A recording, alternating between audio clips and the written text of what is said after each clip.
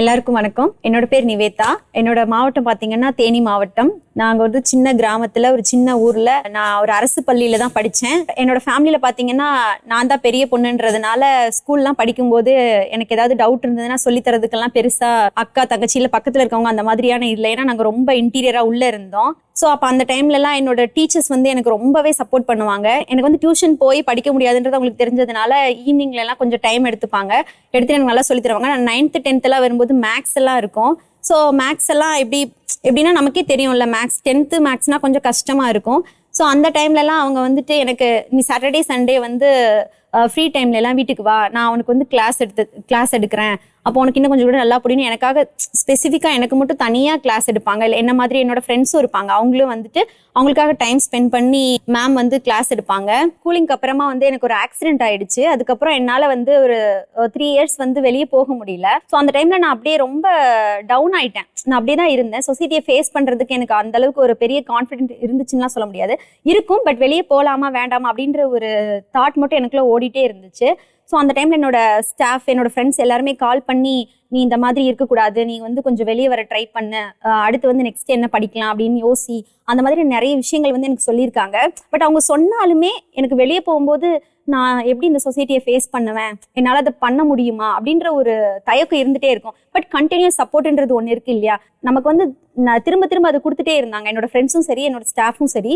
என்னோட school staff வந்து அவங்க வந்து என்கிட்ட வந்து திரும்ப கால் பண்ணி என்கிட்ட சொல்லணுன்றது இல்லை. பட் இருந்தாலுமே எனக்கு வந்து திரும்ப வந்து அகைன் என்னோட நம்பர்லாம் சேஞ்ச் ஆயிடுச்சு. பட் இருந்தாலும் அந்த நம்பர்லாம் கலெக்ட் பண்ணி எனக்கு திரும்ப வந்துட்டு நீ வந்து இல்லை, நீ வந்து இன்னும் கொஞ்சம் வெளியே வர ட்ரை பண்ண, ஏதாவது நீ இன்னும் பெட்டரா பண்ணணும், இப்படியே ஸ்டாப் ஆயிடாத, இது உனக்கான வந்து ஒரு எண்டு கிடையாது அப்படின்ற மாதிரியான விஷயங்கள் சொன்னாங்க. திரும்ப நான் ஓகே நம்ம வெளியே போகணும் அப்படின்னு வந்ததுக்கு அப்புறமா வந்து நான் சொசைட்டியை ரொம்ப ஃபேஸ் பண்ண வேண்டியது இருந்தது. ஏன்னா வந்து எல்லாருக்குமே தெரிஞ்ச விஷயங்கள் தான். நம்ம ஒரு சடனா ஒரு ஆக்சிடென்ட்க்கு அப்புறம் எப்படி நம்ம வந்து இந்த சமுதாயத்தை வந்து பாக்குறோம், எல்லாரும் நம்மளை எப்படி பாக்குறாங்க அப்படின்றது எனக்கும் நிறைய தடைகள் இருந்துச்சு. அந்த தடைகள்லாம் தாண்டி வர்றதுக்கு வந்து நல்ல சப்போர்ட் இருந்தது. ஒரு பேலன்சிங் பண்ண முடிஞ்சது என்னால. எப்படி அதை பேலன்ஸ் பண்ண முடிஞ்சது அப்படின்னா, ஸ்டாஃப் வந்து எனக்கு என்ன பண்ணுவாங்க அப்படின்னா கால் பண்ணிட்டு நிவேதா நீ தான் வந்துட்டு ஃபர்ஸ்ட் வரணும், ஃபர்ஸ்ட் வந்துருவியா அப்படிலாம் சொல்லுவாங்க. பட் நான் ஸ்கூல் படிக்கும் போதெல்லாம் ஒரு ஆவரேஜ் ஸ்டூடெண்ட் தான், ரொம்ப ஃபர்ஸ்ட் மார்க் அந்த மாதிரி எல்லாம் கிடையாது. பட் அவங்க கொடுத்த அந்த மோட்டிவேஷன் அந்த மாதிரி எனக்கு வந்து சப்போர்ட் பண்ணி நீ அப்பப்போ எனக்கு கால் பண்ணி கேட்ட அந்த சின்ன சின்ன விஷயங்கள் அப்பெல்லாம் நமக்குள்ளே அப்போ நம்மளாலையும் இந்த மாதிரி ஃபர்ஸ்ட் மார்க்லாம் வாங்க முடியுமா அப்படின்ற சின்ன சின்ன விஷயங்கள் தாக்கங்கள்லாம் எனக்கு கூட வர ஆரம்பிச்சிச்சு. அதுக்கப்புறம் நானும் காலேஜ் எல்லாம் போயிட்டு ஓரளவுக்கு நல்ல பர்சன்டேஜ் எல்லாம் வாங்கி ஒரு ஃபர்ஸ்ட் அந்த மாதிரி வந்தேன். கோயம்புத்தூர்ல இருக்க ஒரு ஆர்கனைசேஷன்ல வந்துட்டு நான் இப்போ வந்து ஒரு கவுன்சிலிங் கொடுத்துட்டு இருக்கேன். எப்படி அப்படின்னா பேர்ன் விக்டிம்ஸ்னா எல்லாருக்கும் தெரிஞ்ச விஷயங்கள் தான். மோஸ்ட்லி வந்து யாரும் வெளியே வரமாட்டாங்க. ஏன் அப்படின்னா அவங்களுக்குள்ள ஒரு கான்ஃபிடென்ட் இருக்காது, நம்ம வெளியே போகலாமா போக முடியுமா. ஏன்னா எனக்கே வந்து பாத்தீங்க அப்படின்னா நான் இதுக்கு முன்னாடி எனக்கு இந்த ஆக்சிடென்ட் ஆகுறதுக்கு முன்னாடி நான் யாரையுமே பெருசா வந்து வெளியே பார்த்ததில்லை, யாருமே வெளியே வரமாட்டாங்க. ஸோ அந்த மாதிரி இருக்கும்போது வந்து நான் வெளியே எனக்கு ஃபர்ஸ்ட் வெளியே வர்றதுக்கு காரணமா இருந்தது வந்து ஒரு நல்ல சப்போர்ட் சிஸ்டம் இருந்ததுனால தான். ஸோ அப்போ வெளியே வந்ததுக்கு அப்புறமா வந்து நான் வந்து கவுன்சிலிங் கொடுக்கும்போது நான் நிறைய பேருக்கு டெய்லி வந்து ஒரு 10 to 20 பேர்ன் விக்டிம்ஸ்க்கு வந்துட்டு கவுன்சிலிங் கொடுப்பேன். ஸோ அவங்க எப்படி வந்து வெளியே போய் சொசைட்டியை ஃபேஸ் பண்ணணும், அவங்க வந்தா மட்டும்தான், இப்போ நான் எப்படி வெளியே வந்தேனோ அந்த மாதிரி வந்து எல்லாரும் வெளியே வந்தா மட்டும்தான் இந்த சொசைட்டியை வந்து சேஞ்ச் பண்ண முடியும் அப்படின்றதுல வந்து நான் ரொம்பவே ஸ்ட்ராங்கா இருந்தேன். அது நான் வந்து ஸ்ட்ராங்கா இருந்ததுக்கு இன்னொரு ரீசன் பாத்தீங்க அப்படின்னா, எப்படி சொல்றதுன்னா அதுவும் சொசைட்டி தான். ஏன்னா நம்ம வெளியே போகும்போது நம்மளை ரொம்பவே வந்து அவாய்ட் பண்ணிட்டாங்க அப்படின்னா நம்மளால திரும்ப போறதுக்கு நம்ம ரொம்ப ஸ்ட்ரகிள் பண்ணுவோம். பட் அவங்க பண்ண நம்ம திரும்ப போயிட்டே இருந்தோம் அப்படின்னா ஒரு ஸ்டேஜுக்கு மேல அவங்களும் சேஞ்ச் ஆயிடுவாங்க, நம்மளும் சேஞ்ச் ஆயிடுவோம். நமக்கு இதெல்லாம் ஒரு பெரிய ஒரு விஷயமாவே நமக்கு தெரியாது. ஸோ அந்த மாதிரி தான் நான் போயிட்டு கவுன்சிலிங் கொடுத்துட்டு இருந்தேன். அந்த டைம்ல வந்து ஃபர்ஸ்ட் எனக்கு நடந்த இன்சிடென்ட் என்னன்னா, நான் ஒரு 6 months எல்லாம் போயிடுச்சு. எல்லாரும் பார்ப்பாங்க, ஸ்மைல் பண்ணுவாங்க, போயிடுவாங்க. அப்போ ஒரு சிஸ்டர் வந்து என்கிட்ட சொன்னாங்க, நான் வந்து ஒரு 2 years முன்னாடி ஹாஸ்பிட்டல் வந்தப்போ நான் அவங்கள பார்த்தேன், அப்போ நீங்கள் என்கிட்ட பேசுனீங்க, எனக்கு அப்போ எதுவும் பெருசாக தோணல, நான் வீட்டுக்கு போயிட்டு நிறைய யோசிச்சு பார்த்துட்டு இருந்தேன், எனக்கு இந்த இன்சிடென்ட் எனக்கும் இந்த மாதிரி ஒரு பேர்ன் ஆக்சிடென்ட் ஆனதுக்கு அப்புறமா நான் வந்து ஒரு 3 years வந்து நான் வேலைக்கு போகல, வீட்டிலேயே தான் இருந்தேன், வீட்டுக்குள்ளேயே தான் இருந்தேன். உங்களை வந்து பார்த்துட்டு போனதுக்கு அப்புறமா வந்து இப்போ நான் வந்து ஒரு லாஸ்ட் 6 months வந்துட்டு ஒரு கம்பெனிக்கு வந்து ஒர்க் போயிட்டு இருக்கேன் அப்படின்னு சொன்னாங்க. அது வந்து ஒரு எவ்வளோ பெரிய எனக்கு வந்து அது எவ்வளோ பெரிய ஹாப்பினஸ்ன்னு அது சொல்லி எல்லாம் புரிய வைக்க முடியாது. ஸோ அந்த மாதிரி தான் வந்து நம்ம வந்து ஒருத்தவங்களுக்கு கொடுக்குற கான்ஃபிடென்ட் எப்படி வருது அப்படின்னா, நமக்குள்ள ஏற்படுற விஷயங்களும் தாக்கங்களும் மட்டும்தான். அதை தாண்டி வேற எதுவும் வந்துடாது. இன்னொரு சிஸ்டர் வந்து சொன்னாங்க, என்னோட பொண்ணு அவங்களோட பொண்ணுக்கு வந்து ஆசிட் பட்டுருச்சு. ஸோ உங்க ஃபேஸ் எல்லாம் ரொம்ப சின்ன பாப்பா அவங்க. அப்போ அவங்க சொன்னாங்க, உங்களை மாதிரியான இப்படி எல்லாம் வெளியே வரும்போது, ஒர்க் பண்ணும்போது, இந்த மாதிரி எல்லாரையும் பார்க்கும்போது தான் என்னோட பொண்ணு வளர்ந்து வரும்போது அவ இன்னும் தைரியமா வளர்ந்து வருவா.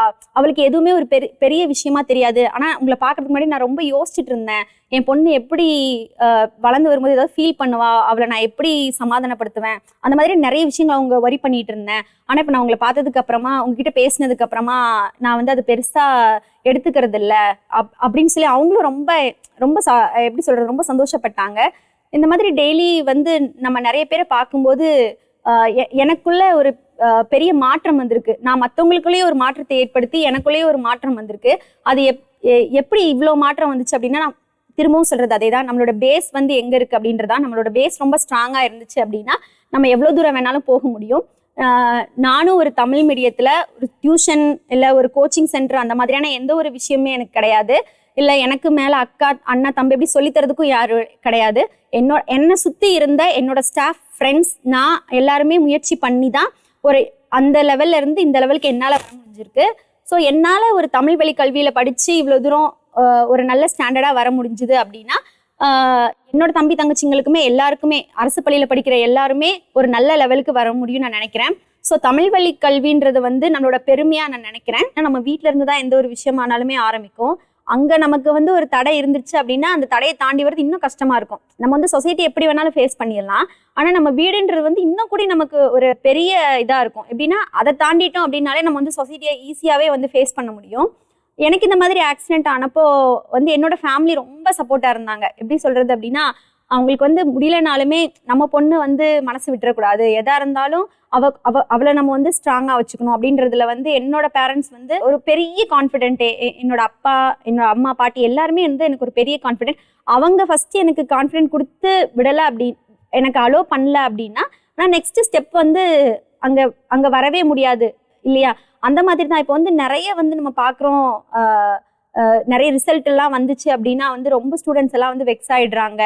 மார்க் கம்மியாக வந்தது, மார்க் மட்டுமே வந்து நம்மளை மதிப்பிட்டுரும் அப்படின்னு நினைச்சோம்னா கண்டிப்பா இல்லவே இல்லை. ஸோ அதனால பேரண்ட்ஸும் வந்து, நான் என்ன சொல்ல வரேன் அப்படின்னா, என்னோட பேரண்ட்ஸ் எனக்கு சப்போர்ட் பண்ணனால தான் எனக்கு அடுத்தடுத்து வர முடிஞ்சுது. ஸோ வந்து நீங்களும் வந்து பேரண்ட்ஸும் வந்து கொஞ்சம் ஸ்டூடெண்ட்ஸை வந்து புரிஞ்சுக்கணும். உங்களோட பிள்ளைங்களை வந்து நீங்க புரிஞ்சுக்கணும். ஏன்னா நீங்க புரிஞ்சுக்கிட்டா மட்டும்தான் அவங்களால வந்து அடுத்த ஸ்டெப்பை எடுத்து வைக்க முடியும் அப்படின்னு நான் நினைக்கிறேன். ஸோ பெற்றோர்களான நீங்களுமே வந்து முதல்ல உங்களோட குழந்தைங்களை வந்து நம்புங்க.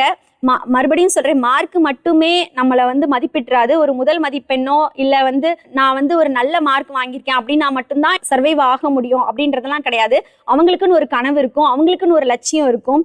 அதை நோக்கி பயணிக்க நீங்க வந்து ஒரு முதல் படி எடுத்து வைக்கிறதுக்கு நீங்க தான் உதவணும். நமக்கு வந்து ஒரு நல்ல பள்ளி சூழலும் நல்ல குடும்பமும் அமைஞ்சிருச்சு அப்படின்னா நம்மளால இந்த சமுதாயத்தை வந்து எப்படினாலும் ஒரு தன்னம்பிக்கையோட நம்மளால எதிர்நோக்கி பயணிக்க முடியும். ஏன் அப்படின்னா, நமக்கு வந்து என்ன இது நம்மளோட வாழ்க்கையில எல்லாமே நமக்கு கிடைச்சிட்டாலும் தன்னம்பிக்கைன்ற ஒரு விஷயம் நமக்குள்ள இல்லை அப்படின்னா நம்மளுடைய நாளைய வாழ்க்கை வந்து ஒரு பெரிய கேள்விக்குறிதான். அது எங்கிருந்து ஸ்டார்ட் ஆகுதுன்னா, ஒரு பள்ளியில இருந்து, ஒரு குடும்பத்துல இருந்து தான். முதல்ல இது வந்து குடும்பத்துல இருந்து தான் ஸ்டார்ட் ஆகுது. அதுக்கப்புறம் தான் அவன் வந்து ஒரு பள்ளின்ற கட்டமைப்புக்குள்ளேயே போறாங்க. ஸோ பள்ளியும் அந்த ஒரு தன்னம்பிக்கையை வந்து ஒரு மாணவனுக்கு கொடுத்துருச்சு. நம்மளும் ஒரு தன்னம்பிக்கையோட வெளியே வந்துட்டோம் அப்படின்னா எப்பேற்பட்ட சூழ்நிலையும் எப்படியான சமுதாயத்தையுமே நம்மளோட முன்னோக்கி நகர முடியும். நம்மளும் ஒரு தன்னம்பிக்கையா ரொம்ப சந்தோஷமா நம்மளோட வாழ்க்கையை வந்து பயணிக்க முடியும். ஏன்னா வாழ்க்கைன்றதே ஒரு பயணம் தான். அதை வந்து நம்ம தன்னம்பிக்கையா பயணிக்கணும். நன்றி.